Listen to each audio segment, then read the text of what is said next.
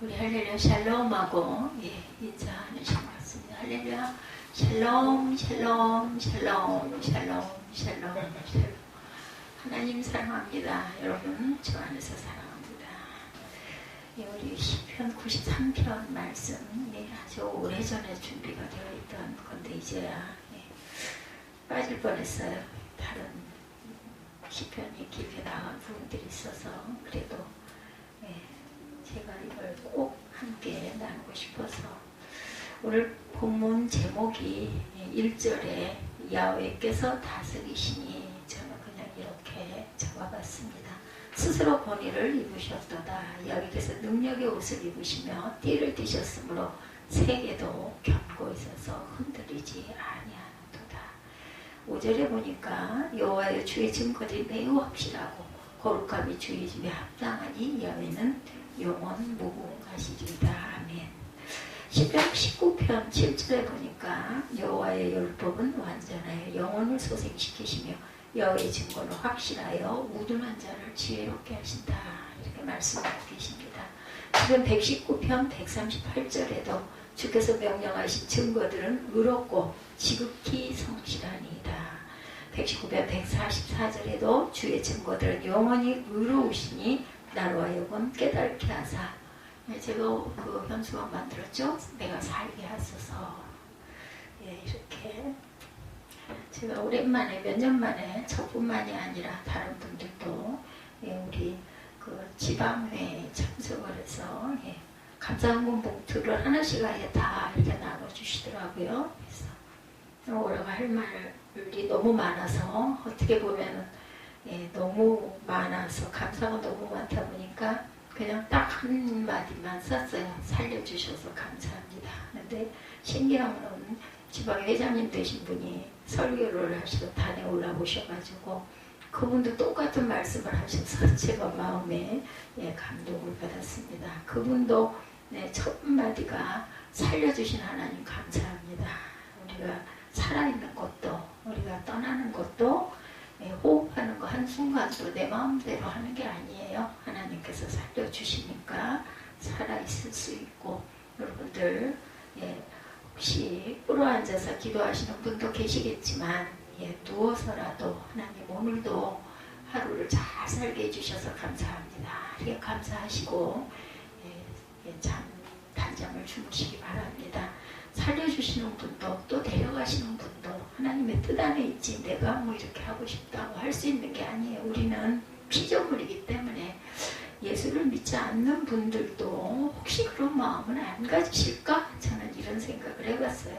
우리가 아무리 전염병 질환에서 누구나 다 그렇잖아요. 내 생명을 잘 보호하고 싶지만 아무리 최선을 다하지만 돌아가는 분도 계시고 또 이렇게 하루하루를 아주 약한, 연약한 저 같은 사람도 잘 살아갈 수 있게 해주시고 많은 분들이 저를 보시면 아유 얼굴 참 좋으시네요. 이번에 지방에 갔을 때도 나중에 중간에 잠깐 우리 예배 드리고 나면 한 5분 정도 잠깐 쉬었다가 총회의를 하거든요. 그 중간에 그 통로에서 만나시는 분들이 저를 보고 좀 어떠십니까? 그래서 웃었더니 아주 얼굴이 좋으시다고 그래서 할 말이 없죠. 당연한 말. 하나님의 은혜입니다. 저는 그렇게 대답을 했습니다. 돈 있는 사람, 재능이 많은 사람들이 다스리고 있는 게 아니에요. 그렇죠? 여러분들 다 아시죠?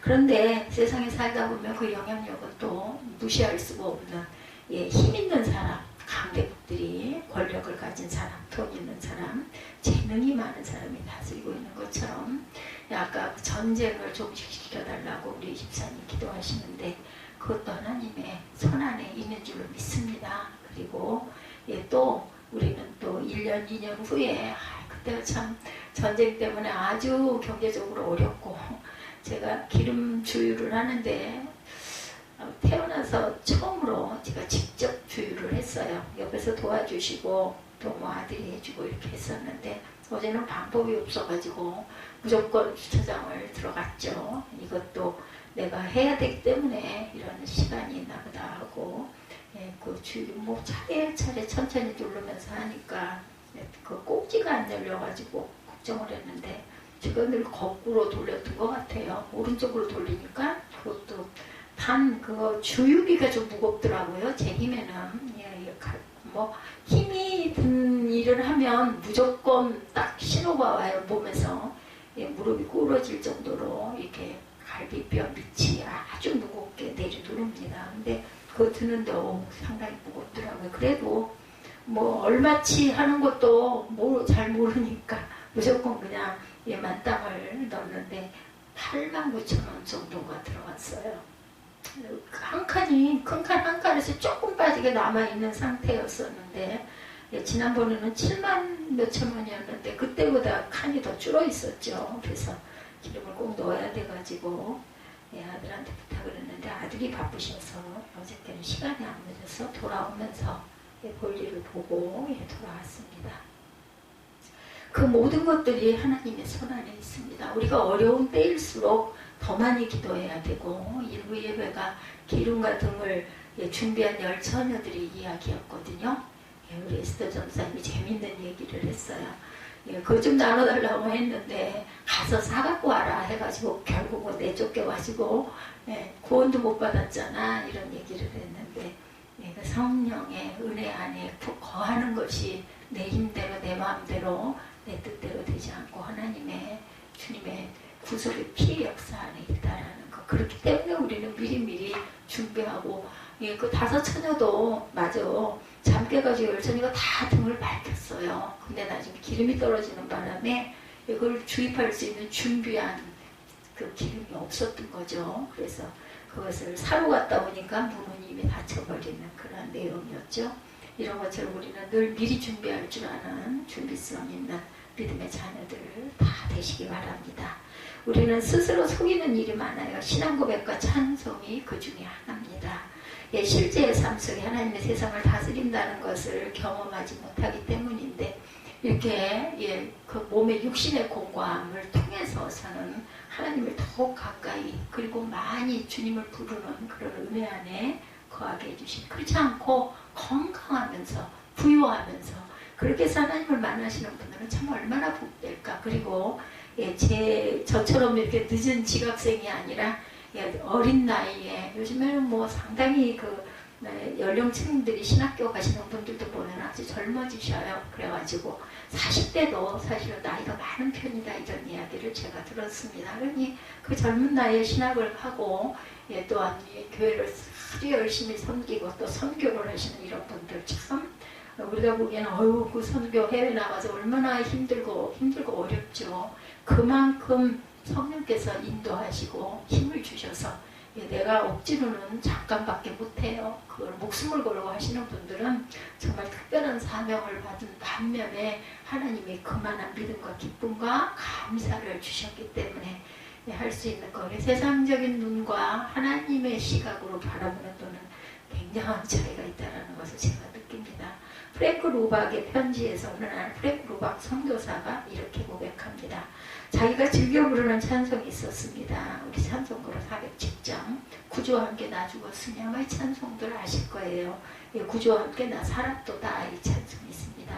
영광의 그날에 이르도록 언제나 주만 바라봅니다. 언제나 주는 날 사랑하셔서 내 새 생명을 주시나니 영광의 그날에 이르도록 언제나 주만 바라봅니다. 어느 날 이 프랑크 루박 선교사는 이렇게 일기를 썼어요.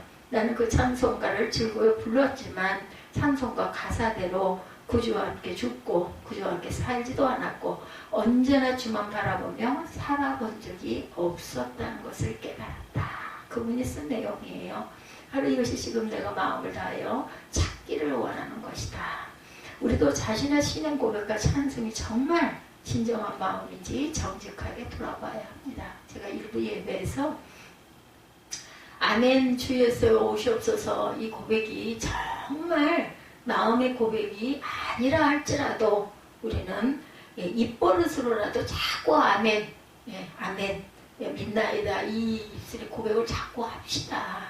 물론 실제 그렇지 않다 할지라도 그러면 자꾸 하다 보면 아멘이 입에 붙어서 하다 보면 어느 날 그 아멘에서 깊은 은혜가 깊은 기쁨이 깊은 감사가 감사의 눈물이 흐르게 되고 정말 진정으로 아멘을 하게 돼서 감사함이 커집니다.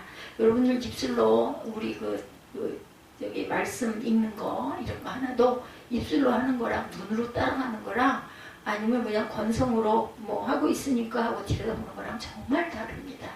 저는 늘 제가 입술로 고백하면서 또 제가 한 번 더 듣습니다. 그래서 여러분들 방법 중에 하나는 실제 여기 로박 선교사님의 말씀처럼 정말 자기의 믿음이 진정한 믿음인지 정직하게 돌아봐야 한다. 신앙 고백과 찬송이 그렇지 않다 할지라도 우리는 입술에 자꾸 붙이고 자꾸 훈련하고 자꾸 입술로 고백하고 아멘하고 이렇게 함으로 내게 들려주는 아멘이 되는 것, 그것이 내 믿음의 자람이라고. 물론 실천이 굉장히 중요하죠. 우리는 실천 다 못하고 삽니다. 해놓고도 또 금방, 저도 아까도 그랬습니다마는 또 금방 마음으로 회개하고 입술로 고백하고 아버지 잘못했습니다 합니다. 그리고 또 그 잘못 저지르죠. 뭐 그러다 보면은 어느 순간 그런 것들이 조금씩 벗겨져 가지 않을까. 그렇다 해서 안 하고 그냥 나는 그 마음도 아닌데 하고 안 하다 보면은 이제는 정말 그 기름에 기름 준비하지 못한 다섯 처녀처럼 안에 들어가지도 못하고 문 밖에서 문 두드리고 울고 섰는 그런 모습. 이 기름과 등을 준비한 열 처녀는요 다 은혜 받고 구원받은 사람들이에요. 근데 준비하고 기다리는데 주님이 오시는 그 시간과 순간을 언제 오실지 모르는 그 순간에 준비가 되지 않아서 결국은 구원을 받지 못하는 그런 일이 일어나는 것. 누구에게나 모든 사람이 다 구원에 임하면 얼마나 좋겠습니까? 주님 강물이 소리를 지릅니다. 시편제는 홍수 때 일어나는 큰 파도에 대해서 지금 말하고 있습니다. 그가 경험한 세상에서 가장 크고 강력한 것은 홍수가 났을 때 큰 물이 쏟아져 내리는 것이었다. 3절에 보니까 말씀하죠. 야외여 큰 물이 소리를 높였고 큰 물이 그 소리를 높였으니 큰 물이 그 물결을 높이나이다. 높이 계신 야외의 능력은 많은 물소리와 바다의 큰 파도보다 크니이다. 이미 제게 연초해 주신 말씀 중에 이 말씀이 있어요. 제가 그래서 기도할 때 어떠한 기도보다는 그냥 말씀을 계속 읽으면서 그 사람을 향해서 마음으로 기도하는데 맞습니다. 큰 물이 소리를 지른다. 강물이 미친 듯이 날뛰며 소리를 높여 지른다라는 거죠. 성경에 큰 물과 바다라고 언급하는 것은요, 인간의 힘으로는 도저히 극복할 수 없는 거대한 힘. 아무리 우리가 과학이 발달되고 경제가 성장을 하고 많은 것을 가졌다 할지라도 하나님이 하시는 일을 우리가 흉내도 낼 수가 없다라는 거. 하나님이 한번 휙 쓸어버리면 그죠? 수천 년 지탱하고 있었던 도시도 그냥 엎어져버리는 그런 일들을 우리가 많이 봅니다. 노아의 홍수로부터 몇 해 전 일본이나 인도네시아 지진 헤이레이즈기까지 큰 물에 가공할 위력을 우리가 많이 듣고 또한 사진으로도 보고 또한 경험을 하기도 하고. 저는 어린 날 제2한강교죠. 그때 제2한강교 한강이 범람을 넘친다고 수위가 막 위험 수위에 이르고 지금의 그 목동 아파트 자리가 물이 차가지고 집들이 막 침수가 되고 제가 서대문으로 피난을 가는 그런 일을 경험했습니다.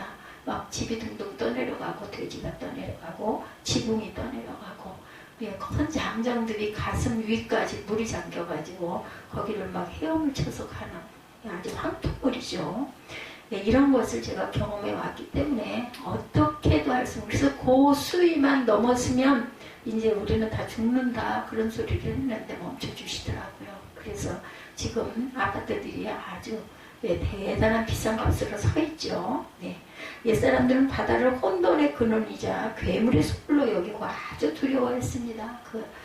모든 있는 해, 달, 별, 하다못해 메뚜기까지도 자신들을 위협하는 그런 존재들을 막 그냥 재단을 쌓고 그 우상을 숭배하듯이 재단을 쌓아서 왜 이거 두려우니까 달래야 된다 이런 생각들을 하는 거죠. 그러나 시편 기자는 하나님은 홍수보다 큰 바다보다 크시고 강하시다고 선언하죠. 4절에 큰 물소리보다 더 크시고 날뛰는 물결보다 더 어미하신 주님, 높이 계신 주님은 더욱 어미합니다. 고백하죠. 높이 계신 야훼의 능력은 많은 물소리와 바다의 큰 파도보다 크니다. 야훼여 주의 증거들이 매우 확실하고 거룩함이 주의 집에 합당하니 여호와는 영원 무궁하시나이다. 아멘.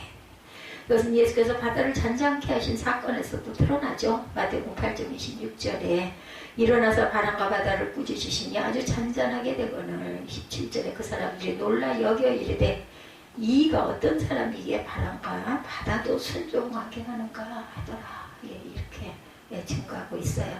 중요한 것은 우리가 하나님의 세상을 다스리신다는 것을 정말 믿어야 한다는 것, 믿어져야 한다는 것입니다. 하나님의 온 세상을 다스리는 것을 믿지 못하는 것은 아주 두려운 일이에요.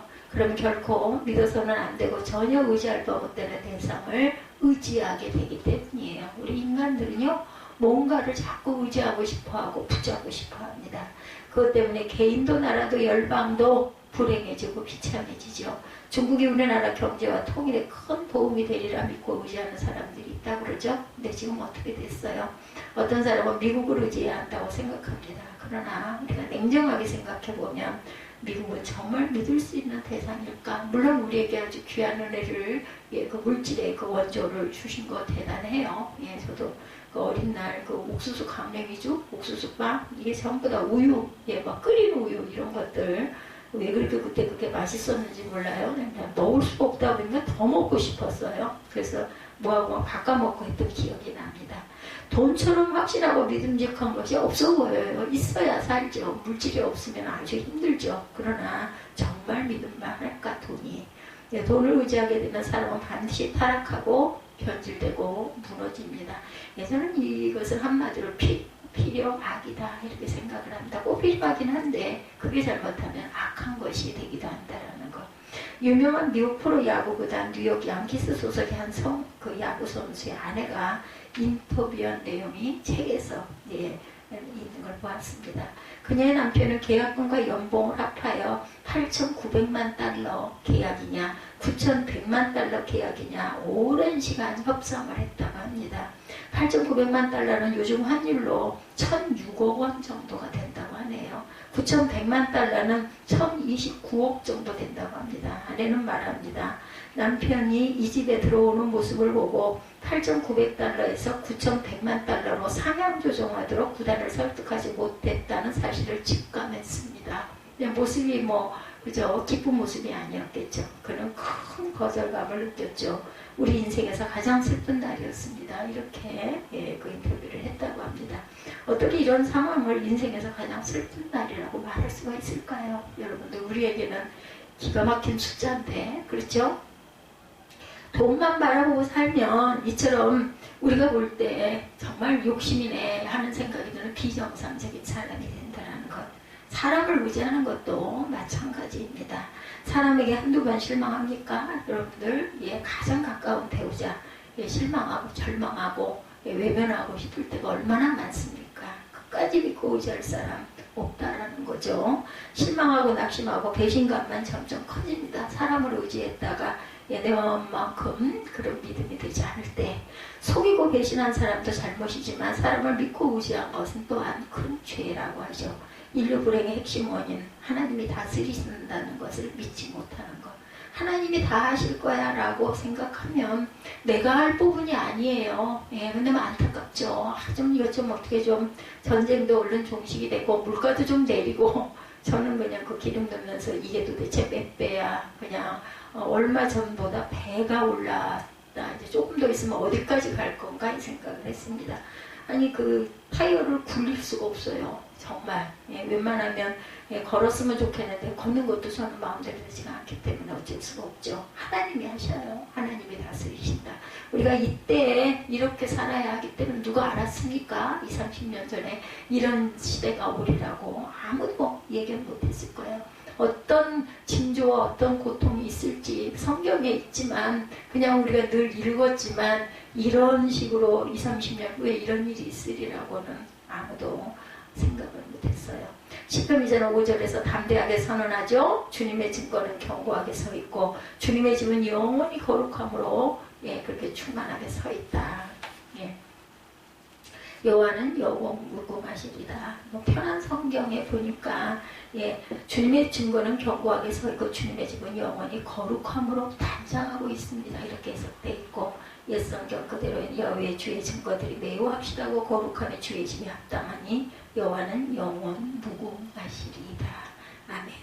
하나님은 우리가 사는 세상을 가만히 지켜보기만 하시는 분이 아니죠. 통치하시는 방식이 특별하기 때문에 우리가 못 따라가요. 깨달지 못할 때도 많습니다. 하나님께서 세상을 다스리는 방식은 강대국이나 세상 권력자나 갑질하는 이들과 전혀 다르다는 것, 다릅니다.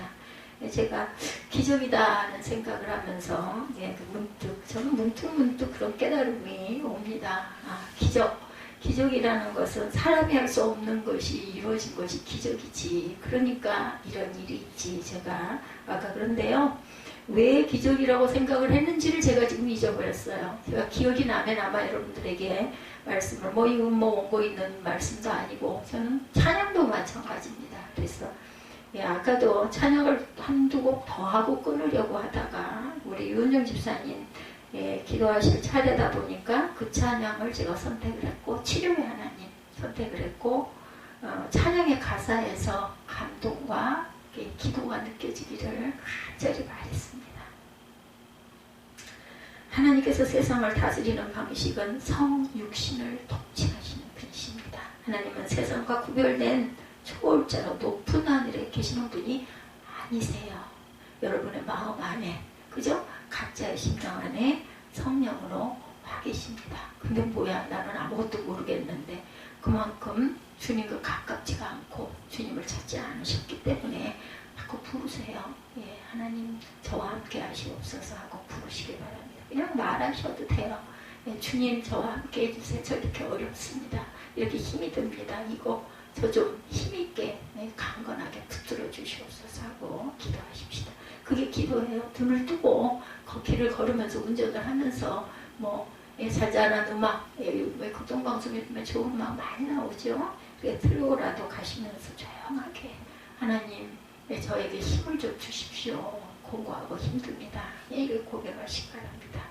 우리를 구원하시려고 사람의 몸으로 오셔서 우리가 함께 계시고 우리를 위하여 십자가에서 죽으시고 우리 안에 지금도 오셔서 우리의 수고하고 무거운 짐을 대신 져주시기를 원하십니다. 우리를 성전 삼으시는 방법으로 우리를 다스리고 계시는 하나님, 내가 너와 함께 하리라 였던 거죠. 내가 너와 함께 하리라. 함께 하면 못할 것이 없어요. 기적도 일어납니다. 우리 안에 오셔서 나폴레옹이 세인트 헬레나 섬에 유배를 당하던 때 자신을 보좌하던 몽톨롱 백작을 불러서 생뚱맞은 질문을 했다고 합니다. 예수 그리스도가 누구였는지 내게 말해줄 수 있겠나? 이렇게 말했답니다. 백작 황제가 신기가 불편하리라 생각해서 이걸 뭐라고 대답을 해야 되나 잘못하다가는 목이 달아나게 생겼는데 그래서 나폴레옹이 대신 답을 합니다. 그래 그렇다면 내가 당신에게 말하리다. 알렉산더 대제, 시저, 샤롤 미뉴 대제 그리고 나도 위대한 제국을 건설했다. 그러나 우리 같은 천재들이 무엇에 기초해서 이런 제국을 이뤄냈는가? 무력이다. 영웅이라는 이들 모두는 사람이다. 나도 사람이다. 그러나 예수 그리스도는 사람 이상이었다. 나는 수많은 사람들에게 열정적 헌신을 일으켜서 나를 위해 기꺼이 죽기까지 하도록 만들었다. 그러나 그렇게 하기 위하여 반드시 그들 앞에 나타나야 했고 말하고 외쳐야 했다. 내가 사람들에게 말하면 그들의 심장에 헌신의 불꽃이 타오른다. 그러나 그리스도는 인간의 마음을 보이지 않는 높은 세계로 고양시킴으로 이 일을 이루어내실 수가 있었다. 1800년의 시간과 공간의 장벽을 뛰어넘어서 그분은 어떤 사람도 성취하기 어려운 요구를 하신다. 그것은 철학가가 친구들에게 부탁했고 아버지가 자녀들에게 신부가 신랑에게 사람이 자기 형제에게 요구했지만 이루지 못했다. 곧 마음을 달라는 것이다. 그는 인간의 마음을 전적으로 자신에게 바치도록 요구한다. 그리고 그 요구는 즉시 수용된다. 놀라운 따름이다. 그를 신실하게 믿는 모든 자들에게는 그를 향한 놀라운 사랑이 있다. 이런 현상은 설명이 불가능하고 인간이 가진 창의력의 범주를 훌쩍 뛰어넘어선 것이다. 엄청난 파괴자인 시간조차도 이 신성한 불꽃을 소멸시킬 수도 그 힘을 고갈시킬 수도 그 범위를 축소시킬 수도 없다. 내게는 이것이 가장 충격적인 사실이다. 자주 이 생각을 했는데 결국 나는 예수 그리스도의 신성을 인정하고 고백할 수밖에 없네. 나폴레옹이 말한 그 내용 그대로 저희가 여러분에게 증거하고 전했습니다. 제가 이 시편 말씀에서 이 부분이 참 놀랍고 제게는 상당한 은혜가 되고 감사가 됐어요. 나폴레옹이 깨달은 것, 그리스도는 힘으로가 아니라 십자가와 성령으로 우리 마음을 어둠으로 세상을 정복하셨다라는 것입니다. 이것이 하나님께서 지금 세상을 다스리시는 방법입니다. 하나님이 온 세상을 다스리신다.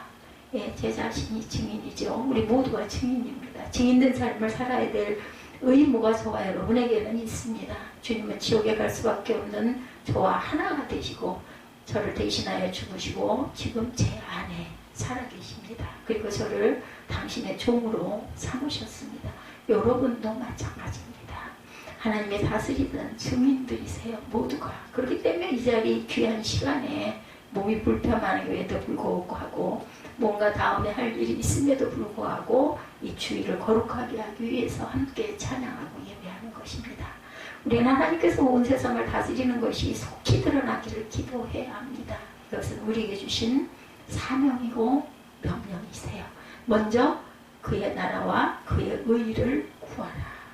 하루는 하나님의 나라가 속히 임하기를 기도하는데 마음 깊은 곳에서 너무나 벅찬 감격이 밀려오는 것입니다. 내가 누구이기에 이런 기도를 감히 드릴 수가 있겠는가.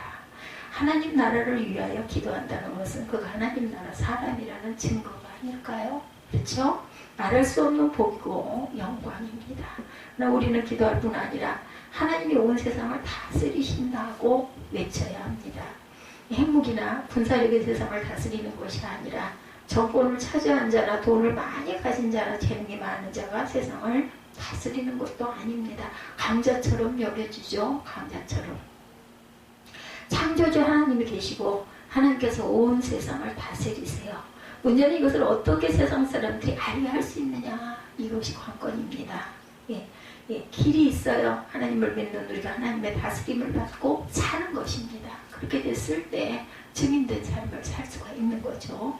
하나님의 통치 방법대로 사는 것. 그러면 세상 사람들이 우리를 보고 하나님이 계시구나. 그 얘기를 누군가 하셔서 제가 은혜를 받았어요. 하나님을 나타내 보일 줄 알아. 그 사람 안에 하나님이 있네. 그 교회에 하나님이 계시네. 그런 것들이 고백되어질 때 우리는 증인된 삶을 산 것이죠. 하나님의 세상을 다스리시는구나 하고 깨닫게 되는 그 길은 그 사람을 보니까 그 사람 안에 하나님이란 분이 계시는구나. 이걸 나타낼 줄 아는 것. 그게 바로 우리가 증인된 삶을 사는 산 증인의 저와 여러분이 되는 것이죠.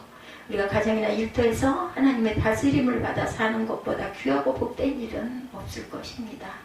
라비 제커라이어스의 오직 예수에 보면요. 콜롬비아 성경대학원의 총장을 지냈던 로버트진 맥킬킨 박사의 아내사랑 이야기가 나옵니다. 그의 아내 뮤리얼은 20년 동안 알츠하이머병을 앓았어요. 치매죠. 아내의 병이 깊어지면서 맥킬킨 박사는 총장직뿐만 아니라 많은 직책을 다 내려놓고 그녀를 돌보았습니다. 그가 쓴 책에 아내와 있었던 일 하나가 소개됩니다. 한 번은 애틀란타에서 비행기가 연착이 되어서 30시간을 기다려야 했다. 이제 힘겨운 시간이 시작된다. 몇 분마다 아내는 똑같은 질문을 던지고 나는 똑같은 대답을 할 것이다. 아내는 우리가 여기서 무엇을 하고 있는 것인지 언제 집으로 가게 될지 모를 것이다. 또한 물어볼 것이다. 나는 몇 번이고 같은 대답을 해야 한다. 그리고 몇 번마다 터미널 복도를 열심히 빠른 걸음으로 다닐 것이다. 왜냐하면 아내를 잃어버리지 않기 위해서다. 아내는 빠른 걸음으로 걷기 때문이다. 저보다 낫네요. 걷는 거는 빠른 걸음으로 걸어서 그걸 쫓아가는 게 매우 힘들다는 말을 하고 있어요. 그녀를 따라가려면 거의 뛰다시피 해야 한다. 한 매력적인 여성이 우리 건너편에 앉아 컴퓨터로 열심히 작업을 하고 있었다. 아내와 한바탕 터미널 복도를 걷고 왔는데 그녀가 컴퓨터에서 눈을 떼지 않은 채 무슨 말을 했다. 나이가 무슨 말을 한 것 같지만 알아들을 수가 없었다. 우리가 계속 움직였던 것 때문에 항의를 하는 것인지 모르겠다는 생각이 들어서 사과하려고 가서 물었다. 무슨 말씀이신가요? 그러자 그녀가 그저 혼잣말을 했어요. 저렇게 나를 사랑해줄 남자를 만날 수 있을까 하고요. 이렇게 얘기하더랍니다. 치매에 걸린 아내를 부러워하는 여자가 있었다는 거예요. 여러분들, 로버트슨 맥킬튼 박사는 이런 말로 자신의 책을 마무리합니다. 아내는 자신의 고요한 세계에서 참 만족스럽고 사랑스러운 사람이다. 그래서 나는 종종 이렇게 기도한다. 주님, 그녀를 조금 더 제 곁에 머물게 해주시면 안 될까요? 이렇게 기도한다고 합니다. 예수께서 그녀를 부르신다면 나는 그녀의 고요하고 아름다운 자질을 얼마나 그리워하게 될까? 물론 내 마음이 어려워질 때도 있지만 자주는 아니다. 그건 말이 안 된다. 게다가 나는 그녀를 돌보는 것을 좋아한다. 그녀는 나의 소중한 사람이다.